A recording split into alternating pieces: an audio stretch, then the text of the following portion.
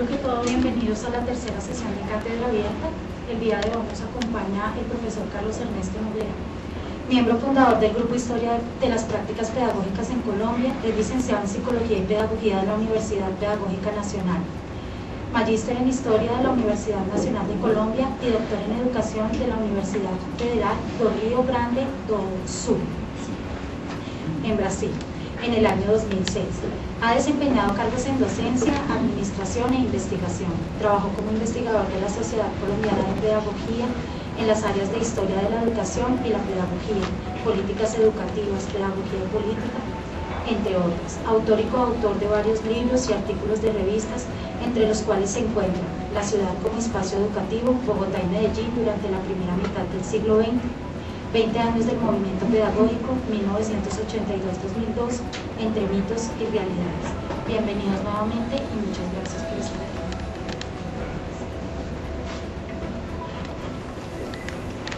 Buenas noches a todos.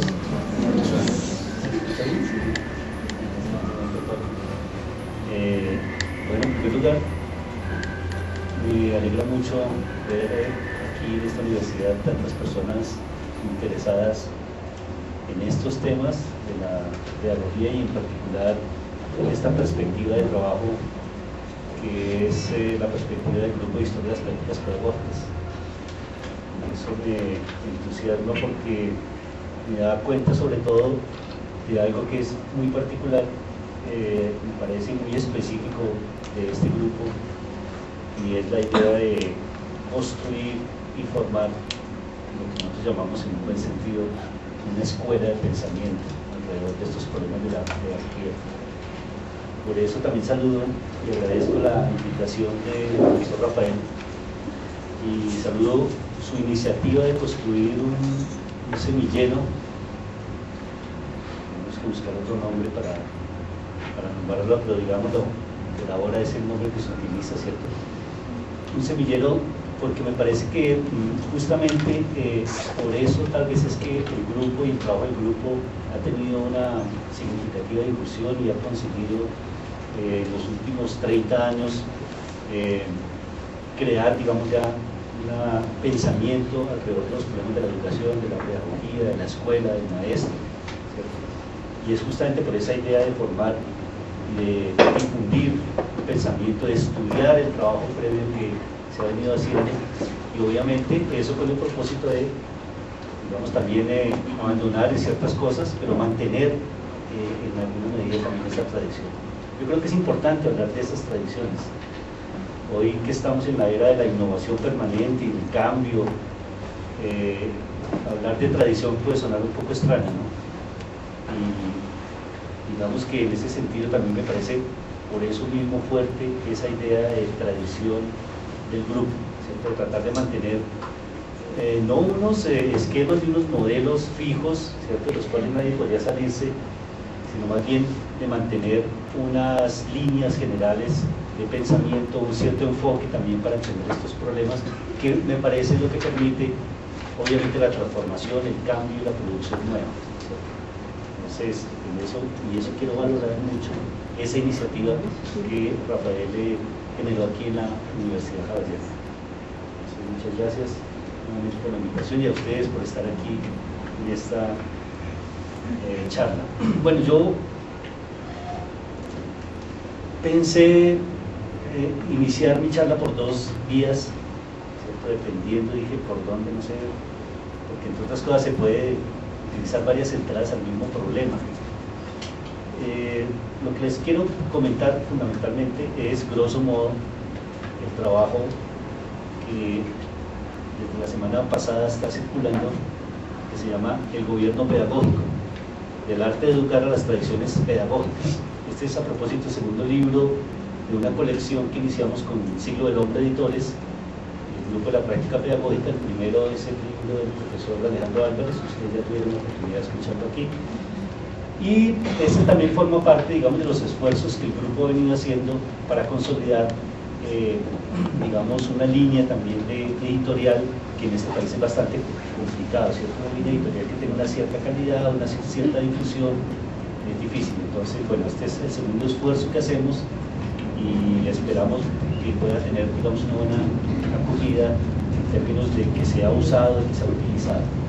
Bueno, el trabajo es básicamente el resultado de mi tesis doctoral que realicé en la Universidad Federal do Rio Grande do Sul, en Brasil, en Porto Alegre, durante la comisión de estudios que me dio la Universidad Pedagógica Nacional, y fue un proyecto, digamos que no era el proyecto inicial que yo pensaba realizar. Yo diría, un poco la pregunta podría ser, bueno, pero ¿de dónde surgió este libro? ¿Cierto? Yo cuando fui a Brasil a iniciar el doctorado tenía otro proyecto, y una vez llegué allá comencé a variar la cuestión y llegué hasta hacer este libro. O sea, y un poco quiero contarles por qué este libro. Entre otras cosas porque hay varias cuestiones aquí que creo que van a ser objeto y que están siendo un poco objeto de discusión. Digamos así que hay un distanciamiento de algunos de los planteamientos básicos del grupo en este texto. Y eso me parece que no fue un asunto que me lo propuse de manera intencionada, ¿cierto? Voy a llevarle la contraria, voy a decir otra cosa. No fue un ánimo de novedad, sino realmente fue más bien como unos ciertos vacíos que fui encontrando en la posibilidad que me dio el doctorado fuera del país de dedicarme casi que exclusivamente a pensar estos asuntos. Entonces yo venía trabajando, algunos de ustedes, según me cuenta Rafael, han leído algunos de mis trabajos. Yo venía trabajando, como ha sido la tradición del grupo, básicamente en mirar algunos aspectos de la historia de la práctica pedagógica en Colombia. Empezamos con Alberto Martínez, que también estuvo aquí, haciendo un trabajo sobre el siglo XVIII, finales del siglo XVIII, la aparición de la escuela, el maestro, el saber pedagógico. Esa fue mi iniciación en el trabajo de investigación. Después dimos un salto muy grande hacia el siglo XX, ahí comencé a hacer unos trabajos, uno sobre modernización y currículo, que tiene que ver con las transformaciones en la segunda mitad del siglo XX en Colombia, el análisis de la tecnología educativa, y después un poco mirando más unos aspectos no escolares de la educación, y era ese libro de La ciudad como espacio educativo, que hicimos con el profesor Alejandro Álvarez y Orlando Castro. Digamos que en esa línea está la línea de trabajo, y la línea de trabajo que el grupo ha mantenido. Y en este texto yo me voy muy atrás y me voy fuera del país, fuera de Colombia, a pensar el problema de la constitución de la pedagogía en el saber y en las condiciones, digamos, de Europa, ¿cierto? Eso ya es un problema, que justamente eso era lo que nos habíamos propuesto no hacer en el grupo. Y en ese sentido este trabajo está ahí como siendo un poco hereje con esa tradición, ¿cierto? Bueno, ¿por qué habría que irnos a pensar Europa otra vez si la idea era hablar de las prácticas pedagógicas en Colombia y de la singularidad de esas prácticas? Bueno, entonces hay dos cuestiones que me llevaron a eso.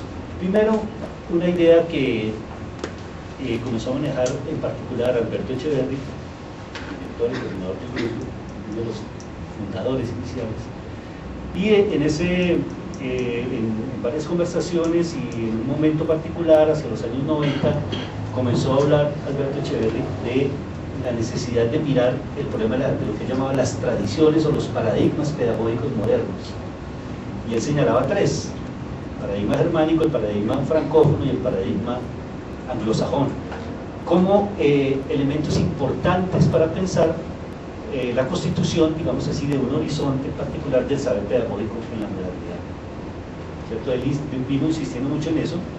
A mí me pareció siempre esa idea muy interesante de explorar, pero realmente Alberto no la exploró y ninguna otra persona del grupo siguió como esa línea, ¿cierto? De pensar, bueno, ¿de qué se trata el asunto de la pedagogía moderna o de esos paradigmas pedagógicos modernos?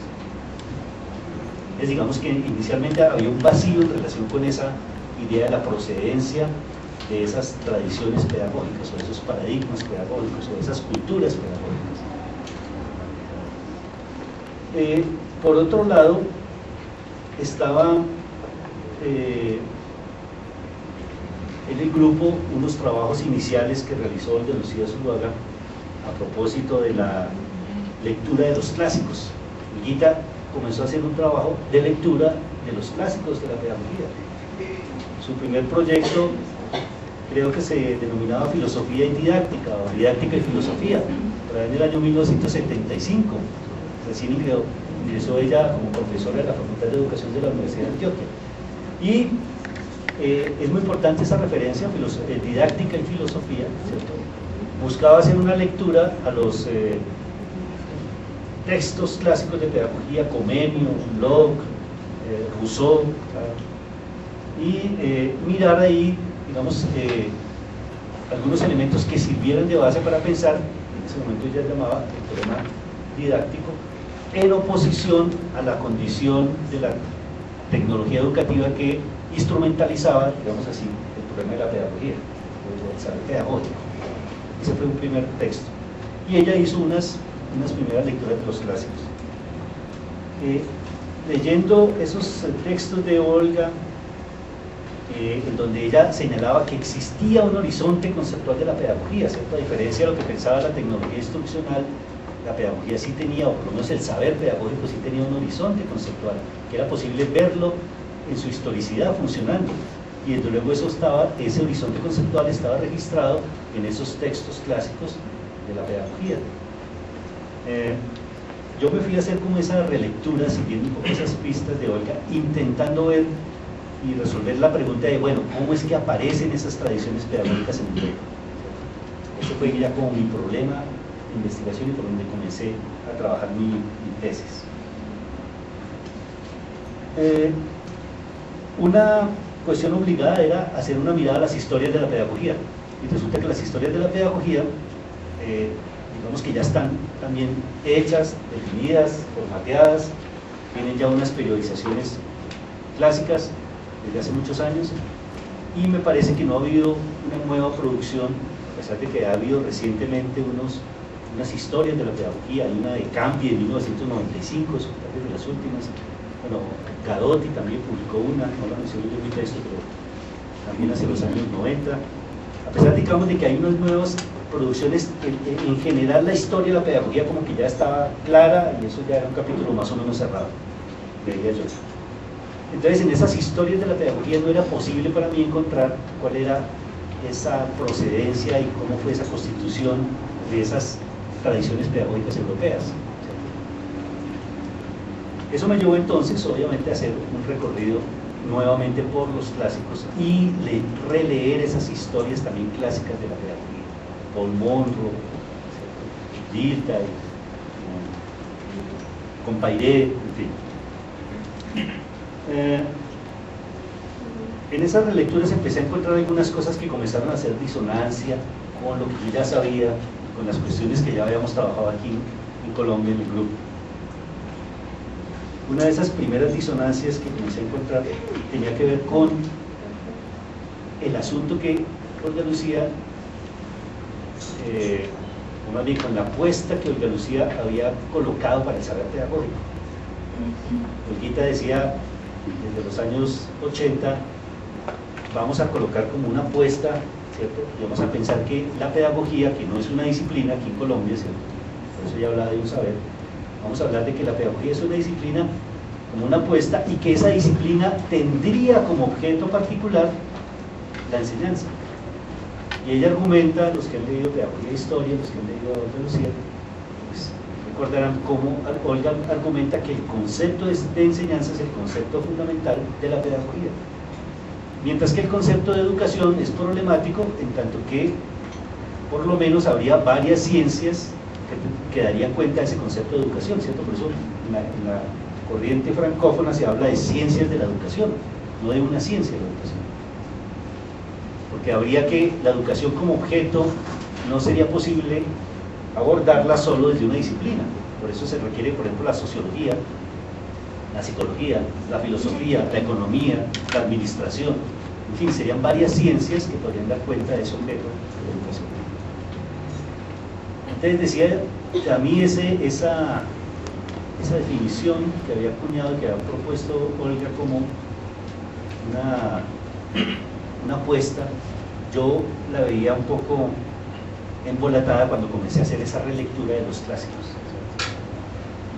Y la veía embolatada porque comencé a ver que era muy claramente visible en los textos que yo estaba mirando una distinción entre enseñanza y obviamente educación. De que estamos hablando básicamente de conceptos.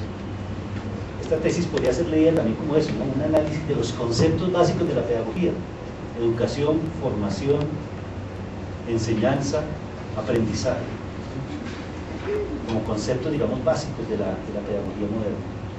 Entonces yo veía que había una distinción muy precisa, y encontraba yo esa distinción básicamente en las reflexiones que hacían o que hacia el Renacimiento hicieron los llamados humanistas. En Vives, en Montaigne, en Erasmo, encontraba yo en los textos unas referencias muy explícitas a un concepto. Hay que tener en cuenta que estos autores escribieron en latín. Todos escribieron en latín. Bueno, Montaigne no, Montaigne escribió en francés, pero Erasmo y Vives fundamentalmente escribieron en latín. Y ellos utilizan, para referirse, digamos, en el Renacimiento, comienzan a hacer una crítica a la escolástica medieval. Y hay un texto muy bello de Montaigne, en los ensayos se encuentra que el título original es Du Pedantins. Ha sido traducido en español como Sobre el Maestro. Y obviamente le resta mucha de la posibilidad que tiene justamente ese título que lea, ¿no? Sobre el pedantismo, podríamos mejor traducir. Y en ese texto de Erasmo hace una crítica al pedantismo. Para Erasmo el pedantismo es el saber y el conocimiento del maestro de escuela. En la época, pedante es una palabra irónica que se utiliza para nombrar a aquel que cree saber mucho y no sabe nada. Y ese que cree saber mucho y no sabe nada, en esa crítica de Montaigne, es el maestro de escuela. Es un pedante. Miren que la palabra pedante tiene con la palabra pedagogía una misma raíz. Bien interesante eso. Entonces, es muy clave esa crítica que hace Montaigne, 1500, mediados del siglo XVI, no recuerdo exactamente la fecha de ese ensayo. Pero entonces ahí lo que dice Montaigne, bueno, frente a esa crítica, frente a ese saber pedante, frente a esa pedantería del maestro de escuela, lo que me parece que hay que hacer es trabajar en una dimensión distinta que él la llama la institución, la institutio en latín. Ese texto del pedantismo está seguido de otro ensayo que se llama Sobre la institución de los niños, traducido como Sobre la educación de los niños. Y ahí es donde comienza a hablar de ese asunto de la institución. Es distinto la institución a la pedantería y a la erudición. La idea de Montaigne de institución está ligada más al problema de la virtud. Hay que formar un hombre virtuoso antes que un hombre erudito. Ese era el planteamiento básico de Montaigne.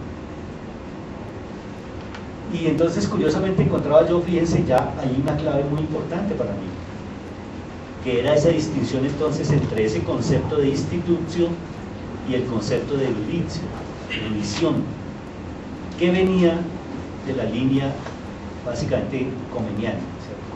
Comenio publica la Didáctica Magna en 1632 en latín, bueno, primero en checo, después en latín, y digamos que uno de los conceptos centrales que utiliza Comenio en su Didáctica Magna es el concepto de erudición. El problema de la didáctica es la erudición. Porque entonces, recuerden ustedes que el planteamiento de Comenio era, bueno, es un planteamiento completamente novedoso, ¿no? Es un acontecimiento lo que hace Comenio. Cuando Comenio dice, hay que enseñar todo a todos, está diciendo algo que era también una especie de herejía en ese momento. porque la humanidad había vivido milenios sin que a alguien se le ocurriera que todo el mundo tenía que saber de todo, además. Y la gente vivió efectivamente, y seguramente fue feliz, y bueno, vivió sin necesidad de saber todo, ni de ir a la escuela. Y de un momento a otro Comenio dice, es necesario enseñar todo a todos. Y en la Pampedia sobre todo dice, todo es todo, no es una parte. Eso es lo que para Comenio es la erudición, el conocimiento de todas las cosas. Bueno, luego que cuando dice Comenio todo, estamos pensando básicamente en una perspectiva enciclopedista, ¿no? Pero también Comenio está muy interesado en esa posibilidad de que el hombre, además eso es el otro asunto clave de su didáctica, el hombre tiene que saber de todo, tiene que aprender todo y hay que enseñarle todo, entre otras cosas, porque es la única forma en que ese animal disciplinable que sería el hombre puede llegar a convertirse realmente en un humano.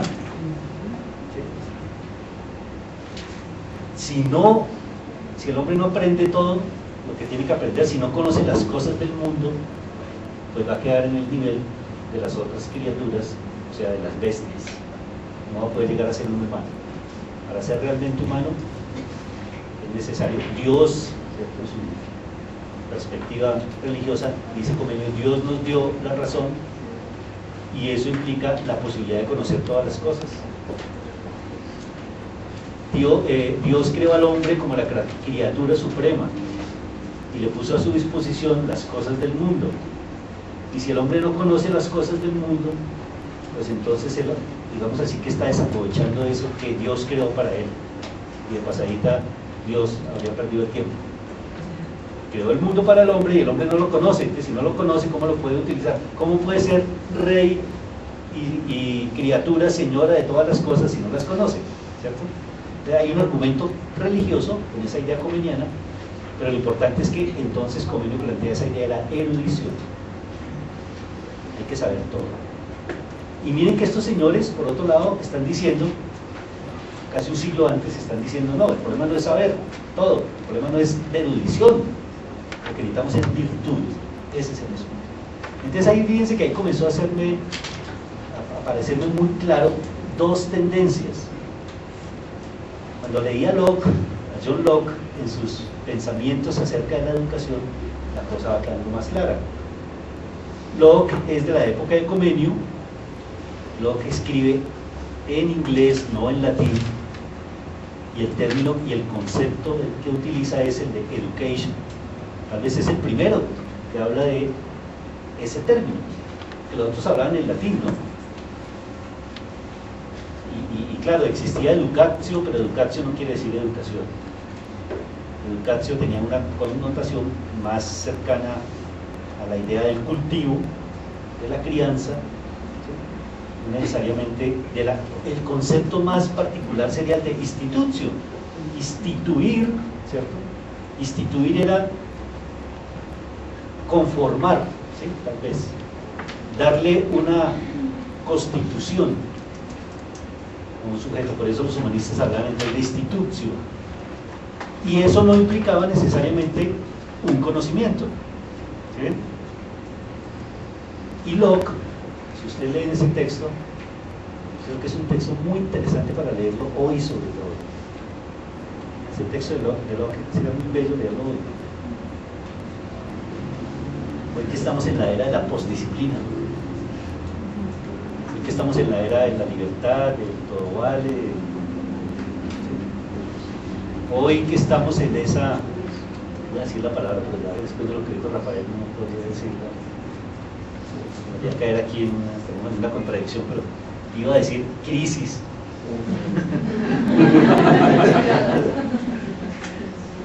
Pero efectivamente hoy está pasando algo con la educación. Está pasando algo, y eso que está pasando con la educación tiene que ver justamente con eso que algunos autores han llamado la postdisciplina. Cuando hablo de la educación, hablo de la educación en general, no de la escuela, estoy hablando de la educación en general, sobre todo de la no escolar. solo para hacer la referencia, sí, mejor dicho, cuando un papá o una mamá se declaran hoy el mejor amigo de su hijo o la mejor amiga de su hijo, algo está pasando, algo grave además, digo yo, está pasando. Porque una cosa es ser papá, eso lo tenemos claro en la modernidad por lo menos, y otra cosa es ser hijo, y otra cosa muy diferente es ser amigo. Y el papá no puede ser el amigo porque no es su padre.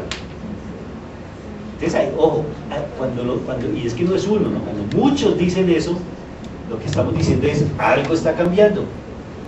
Y es más, me parece que el que dice eso está renunciando a su posibilidad y a su deber, voy a decir, de educar, porque uno no educa a los amigos. Pero ojo, porque eso no es cualquier cosa, ahí hay algo muy interesante. Ese es un síntoma. El otro síntoma es cuando vemos que hoy los niños deciden, opinan, mandan, demandan, incluso jurídicamente. Entonces a uno también dice, algo grave está pasando. ¿Qué es lo que está pasando? Si ya no vamos a hablar de crisis, no hay ninguna crisis, pero algo está pasando. Algo muy complejo está pasando. Porque justamente la infancia tenía otras características. Y ahora estamos entonces en la era de que el niño es el niño que decide lo que hay que hacer, cuándo hay que hacerlo, cómo hay que hacerlo, cómo se viste, qué va a comer, a qué horas va a comer. Y todo se le permite porque esa es parte de la idea que tenemos hoy de una buena educación. Ahora decimos hablando de educación, yo diría que ahí no habría educación, no sé, hay algo que está. Bueno, entonces, volviendo al tema, fíjense que la lectura que yo comenzaba a hacer me llevaba como a plantear esas dos líneas, ¿cierto? Una cuestión es pensar el asunto desde lo que Locke y desde lo que los humanistas hablan de institución, que tenía que ver con la virtud, que tenía que ver con el control de sí mismo, ¿sí? Que tendría que ver con esa idea de ser dueño de sí. Y por otro lado está la idea de la erudicio, de la didáctica, del conocimiento, del saber, que no excluye la virtud, que no excluye la parte moral obviamente, pero que hace énfasis en ese problema del saber. Por eso la escuela. Por eso Comenio decía, pues todo el mundo tiene que ir a la escuela, todo el mundo. Hasta los idiotas decían su lenguaje Comenio, porque algo pueden aprender. Las mujeres también, siglo XVI, perdón, XVII. Hasta las mujeres también, todos, y los ricos y los pobres tienen que ir a la escuela y pueden aprender, y tienen que aprender. ¿Ven? Entonces ahí hay una línea completamente distinta. Solo con el conocimiento, solo con la erudición podemos llegar a ser humanos. Y por el otro lado estos señores diciendo, Locke por ejemplo, si ustedes miran el libro de Locke, Locke dice, lo más importante es la virtud. ¿La educación qué es? La educación es esa constitución que se va dando al niño desde que nace, ¿cierto? Y en donde lo fundamental es la disciplina, y en donde lo fundamental es la autoridad, y en donde lo fundamental es la obediencia. ¿Por qué? Porque solamente el sujeto que obedece a otro puede tener la posibilidad después de obedecerse a sí mismo, de obedecer a su propia razón. Pero si el niño se acostumbra a ser presa de sus instintos, decía en términos de Locke, ¿cierto?, de sus pasiones, y no las puede controlar, pues cuando va a ser adulto va a ser simplemente un esclavo de sus propias pasiones.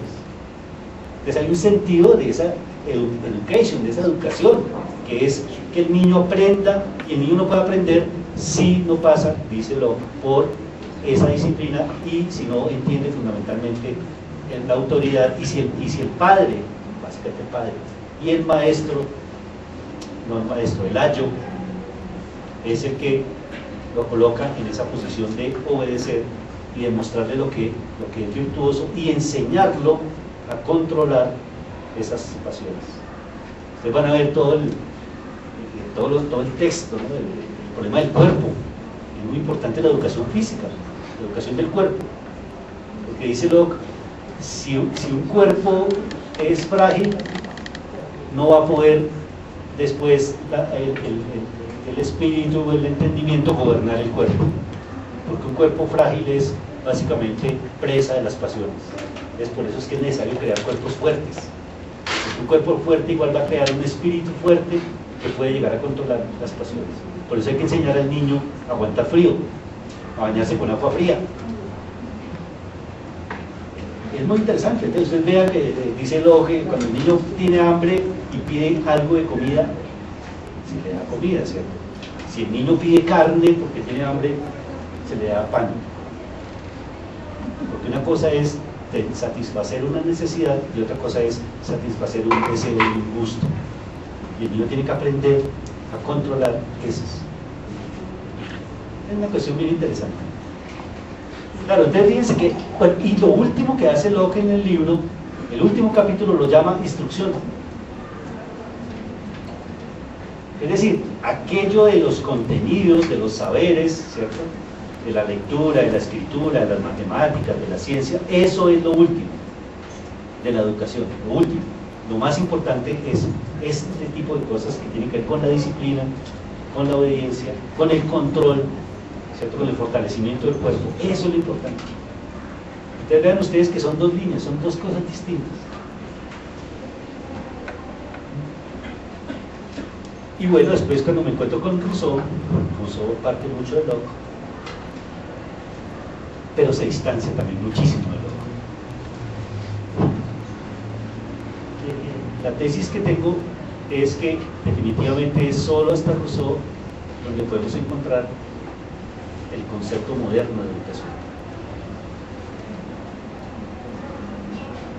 En Emilio la educación es, digamos, el primer texto, que no es un texto pedagógico, fíjense, no es un tratado de pedagogía, pero es ahí en ese Emilio en donde Rousseau expone por primera vez las características claras que debe tener eso que llama educación. En francés, ya está hablando de educación. Y esa educación entonces va a ser contraria, en alguna medida, a la educación de Locke. Y va a ser contraria porque, fundamentalmente, Rousseau está diciendo no hay que disciplinar así directamente. Más bien lo que tenemos que hacer es una especie de dejar hacer, hay que dar una cierta libertad para que sea posible la educación. Lo contrario de Locke, Locke decía no, lo que hay que hacer es primero que obedezca autoridad, normas, disciplina, y después, ¿cierto?, ese individuo que se educa así va a poder ser autónomo. Rousseau parte de otra cosa, Rousseau parte de decir no, mejor dejémoslo, no lo obliguemos, claro, no le enseñemos nada, eso sí, en eso se parece a Locke, no le vamos a enseñar nada al comienzo, y completamente contrario a Comenio y a la escuela. Recuerden ustedes que Rousseau dice no, ¿cuál escuela? Nada, la escuela es un asunto de la ciudad y de la civilización y de los hombres, y eso es parte de la corrupción de la humanidad. A Emilio hay que sacarlo, lo saca de la ciudad para el campo y lo pone en contacto con la naturaleza, y esa no es escuela. Digamos, si habría escuela, sería la escuela de la naturaleza. Y Rousseau no es ningún maestro. Rousseau, como dice en su texto en francés, él utiliza la palabra gouverneur, que sería el que gobierna al niño. Digámoslo, el ayo.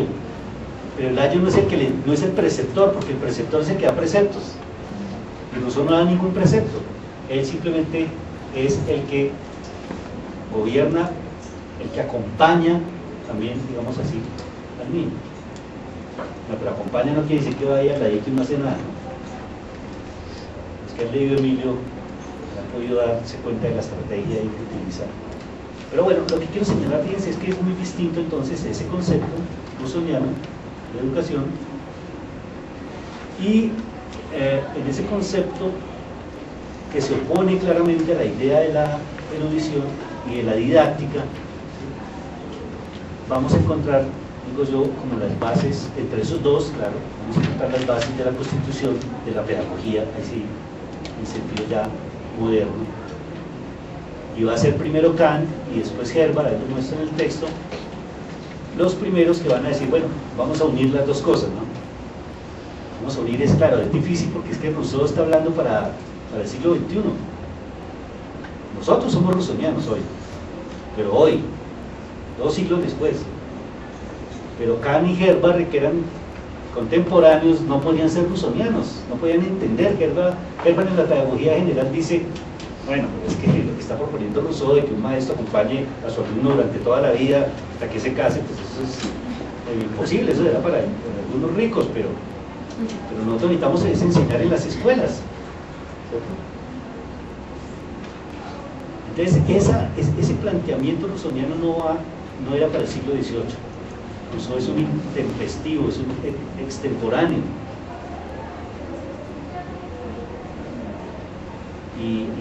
Pero sin embargo, ese concepto de educación y ese concepto de enseñanza, porque la erudición tiene que ver con la enseñanza, ¿cierto?, son los que van a dar la posibilidad de que Herbart hable en la pedagogía o constituya, cree, ¿cierto?, un pensamiento sistemático que él llamó pedagogía general. Y digo yo, ahí está la pedagogía moderna, por primera vez aparece. Es claro, algunos colegas hablan, la pedagogía moderna, el padre de la pedagogía moderna es Comenio. Pues sí, en general sí. Pero yo diría, pero si vamos a ser más específicos, no porque Comenio nos habla claramente de didáctica, y la didáctica tiene un concepto central, que es el de instrucción, o el de formación, si quieren, a través de los contenidos en la escuela. Mientras que hay una dimensión que estaba por fuera circulando, que es la de la educación, que no la contempla Comenio, y que solo es posible a partir de Herbart. Bueno, eso, digamos así, grosso modo, es la cuestión. Y ahí para allá, digo, analizo yo cómo de ese vínculo entre educación, enseñanza y un conceptico muy propio de la cultura germánica, la Bildung, es que aparece la pedagogía, y de ahí se derivan las pedagogías, las tradiciones pedagógicas. La línea anglosajona del currículo, que es distinto, es otra perspectiva, no es la didáctica. La línea germánica, con la Bildung, y por otro lado la línea francófona con las, bueno, después, ¿no? Primero la ciencia de la educación y después las ciencias de la educación. Pero son esos conceptos de Bildung y los conceptos de educación y el concepto de enseñanza los 3 conceptos que se van a juntar en Herbart para dar posibilidad, digamos, a la pedagogía moderna. Eso es lo que descubrió él. Entonces, claro, volviendo al punto del grupo, lo que yo encuentro es que no es para mí la enseñanza el concepto básico de la pedagogía. Es el problema fundamental de la didáctica, pero no de la pedagogía. Bueno, ahí habría otras discusiones, otros asuntos más particulares, pero pensando en una conversación, por ahora, digamos, dejaría esa parte ahí, ¿cierto? No voy a profundizar más, pero es más o menos lo que trato de mostrar. Bueno, en la segunda parte y final de esta charla, quisiera un poco hablarles sobre por qué ese título del libro, porque el gobierno pedagógico.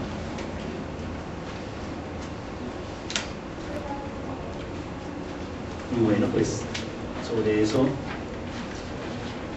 les tengo que contar que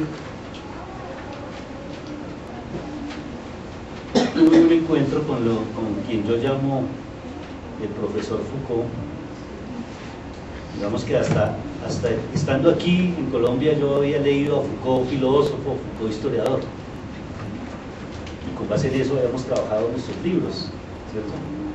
Habíamos realizado nuestras investigaciones. Pero en Brasil me encontré con el profesor Foucault. El profesor Foucault es el profesor que dictaba los cursos en el Collège de France y que comenzaron a publicarse en el año tal vez 2000 comenzaron a traducirse al español y al portugués, esos cursos de Foucault, y en esos cursos encuentra uno unas cosas que no va a encontrar en ningún libro.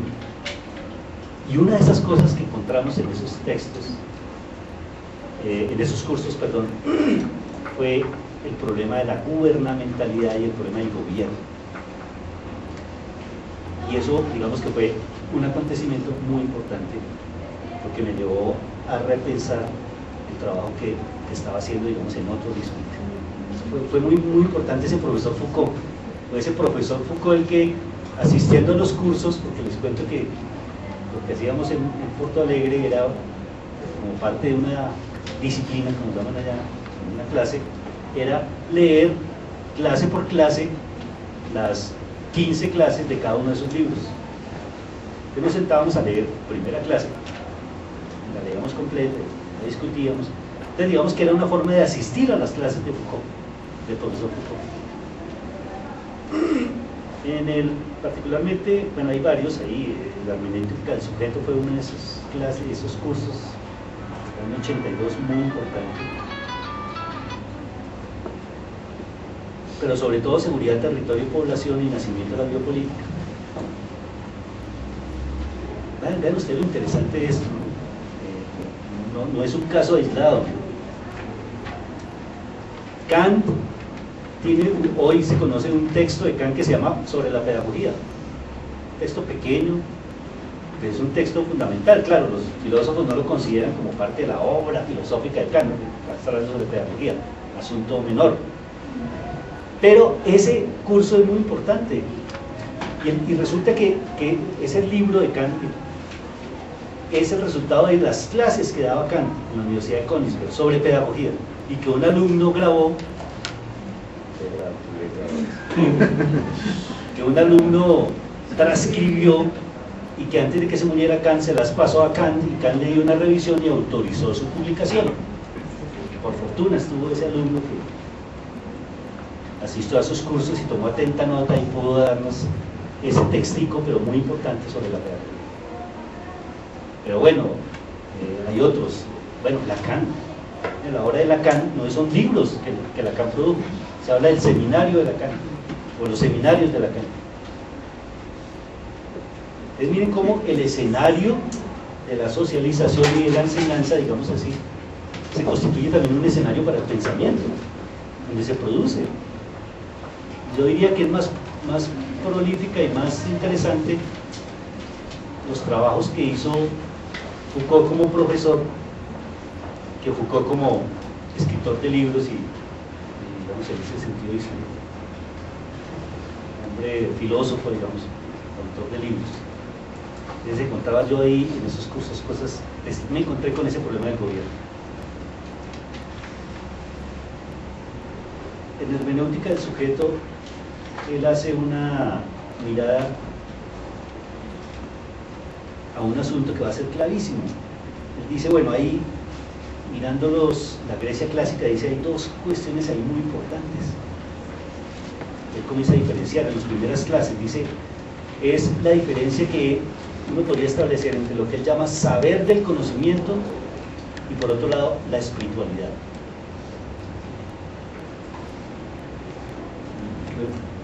Muy interesante encontrarme esa distinción. Él decía, claro, la espiritualidad a qué hace referencia. La espiritualidad o el saber de la espiritualidad tiene que ver con aquel saber que hace que el sujeto se transforme. El saber de la espiritualidad tiene que ver con una serie de ejercicios y digamos, sí, de conocimientos, saberes, pero que llevan y que implican necesariamente una transformación del sujeto, una conversión, ¿sí? Mientras que el saber del conocimiento es un saber que no transforma al sujeto, ¿sí? Y dice Foucault, ese saber del conocimiento sería, él habla de un momento cartesiano. El momento cartesiano sería ese saber. Es un saber que no implica que el sujeto se transforme. Tal vez colocado en términos de Descartes en el sentido de que, bueno, el sujeto puede conocer unas cosas, pero no cambiar su vida. ¿sí? Mientras que por el otro lado, solo es posible llegar a la verdad si se transforma la vida. Y eso me parecía claro, porque justamente eso yo lo relacionaba con de alguna manera, con esa idea de la institución y la erudición. Yo puedo ser un erudito, puedo saber muchas cosas, y mi vida es una vida normal dentro de los parámetros normales, y ese saber no me cambia, no me transforma. Pero por el otro lado, no necesariamente es el problema del saber, pero es una práctica y es un ejercicio que yo hago conmigo mismo, y necesariamente eso implica una transformación, es decir, implica un modo de vida distinto.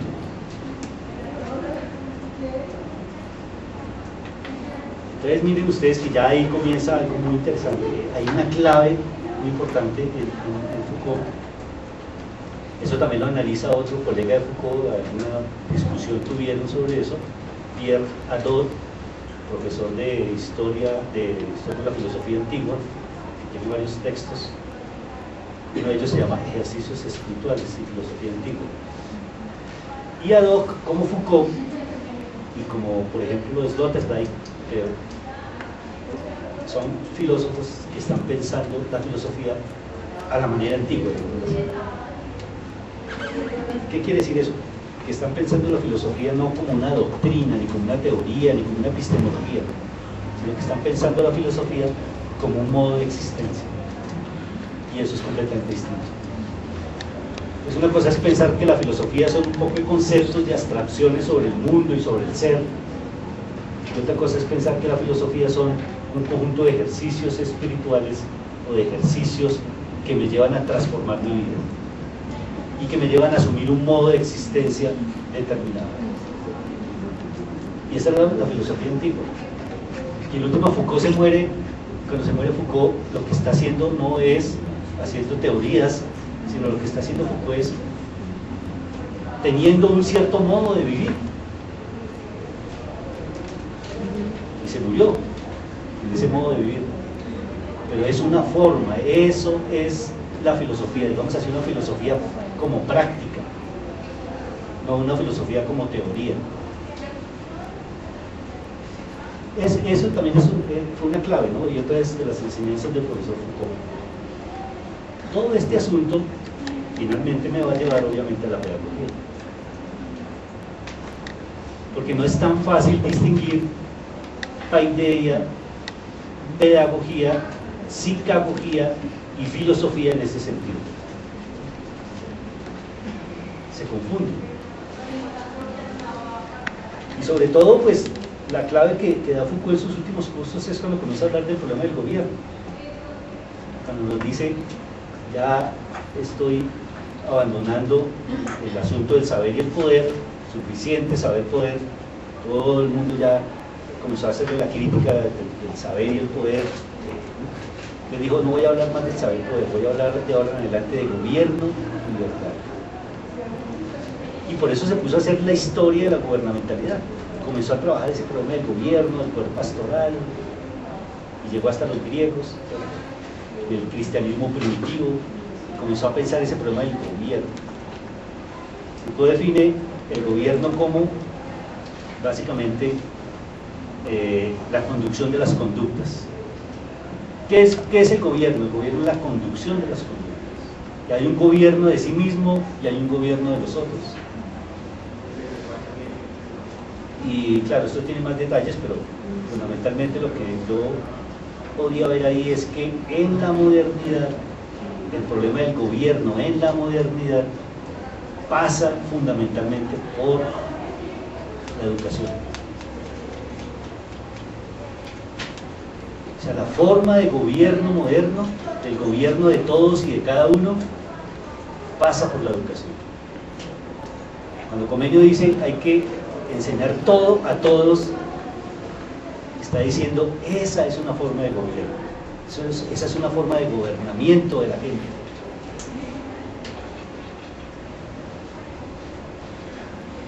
Y entonces desde ahí es que estoy hablando entonces de gobierno pedagógico. Y podríamos ver entonces formas distintas de gobierno. Los que vivimos muchos de mi generación, fue un gobierno tipo más bien disciplinario, un gobernamiento disciplinario, que tenía que ver con esa idea de la norma, de la disciplina, de la autoridad, ¿cierto? Pero obviamente vemos que hoy, los niños de hoy, están en otra forma de gobierno, porque hay un gobierno ahí, y esa forma de gobierno yo la he llamado, siguiendo al profesor Foucault, un gobierno liberal. Y podemos hablar, eso es otro detalle, neoliberal. Pero el gobierno liberal, ¿en qué consiste? El gobierno liberal consiste en gobernar menos. La disciplina es el gobierno del más, ¿cierto? Todo controlado, todo definido, todo normatizado, es el gobierno disciplinario, exhaustivo, detallado, normas, provisiones, control, exterioridad. Muchos fuimos más o menos educados en ese modelo. La juventud tal vez habrá estado en un modelo un poco mixto, pero los niños de hoy sí definitivamente están en otro modelo, que es el liberal. ¿En qué consiste? En gobernar menos para gobernar más. Menos gobierno para más gobierno. Y lo fundamental en el gobierno liberal es, y ahí está Rousseau, no es tanto disciplina y coacción externa, sino autocoacción, autonomía, libertad para poderme gobernar. Claro, aquí ya ustedes podrán ver que habría que hacer muchos análisis para entender si eso que está pasando y que vemos hoy con la educación, entre comillas, de los niños es liberal y qué implica eso. Lo que sí es cierto es que estamos partiendo hoy de esa idea, ¿cierto? El niño tiene derechos, además. Ya no tiene deberes, ¿no? Hablar de deberes es medio conservador. ¿Quién se atreve hoy a hablar de los deberes? El niño menos. El niño tiene derechos. Entonces, en la era de los derechos del niño, el niño decide, el niño es autónomo, el niño debe hacer, el niño es activo, hay que dejarlo, hay un laissez-faire ahí. ¿Sí? Y claro, todo eso suponemos, porque de esa manera se va a educar mejor. Una suposición. Y claro, en términos más conceptuales, la idea de Rousseau era no un laissez-faire, ¿no? Pero la idea de Rousseau era más bien, no le digamos cosas, coloquémosle en una condición tal que sea el medio y la relación de él con el medio el que le enseñe las cosas que hay que enseñarle. Por eso entonces no hay que enseñarle a leer, tiene que salir de él, tiene que él tener la necesidad de aprender, y esa es la única condición. Eso es más eficiente, es más eficaz, más eficiente, se requiere más tiempo y más recursos, pero es más eficaz, porque lo que se aprende así va a quedar bien aprendido. Lo otro puede ser aprendérselo de memoria, aprender a escribir mecánicamente. Esa es la distinción entre esas formas de gobierno. Ya para cerrar entonces, diría yo que hoy estamos en ese reino del gobierno pedagógico liberal y neoliberal, con muchos matices, y el problema de las competencias, el problema del empresariamiento de sí mismo, es nuestra forma de gobernarnos. El individualismo contemporáneo está en esa lógica. Nos pensamos y actuamos, y si no nos pensamos, actuamos como si nosotros fuésemos nuestro propio capital, ¿no? Ahora, cada uno, como dicen en portugués, que se vire, cada uno que se bandee, digamos. Eso es un problema de cada uno, cómo administra su vida, ¿sí? Cómo compite con los otros, ¿sí? Es un problema de eso, y claro, ya no formamos para algo especial. Hoy tenemos que ser flexibles, porque el mundo laboral es flexible, no podemos ser formados esquemáticamente para una cosa, sino para otra. Por eso tal vez hoy se ofrecen hasta 2 carreras, ¿cierto? Si no es por aquí, es por allá, y si no va a ser de alguna forma, que yo soy un sujeto flexible, cambiante, móvil, moldeable, ¿sí? Y esa es la forma de gobierno contemporáneo. Vamos. Más o menos eso es lo que está planteando ese texto. Y bueno, pues la idea sería que pudiéramos entonces conversar algunas cuestiones sobre esto que les he planteado. ¿Cuál sería entonces su modelo ideal?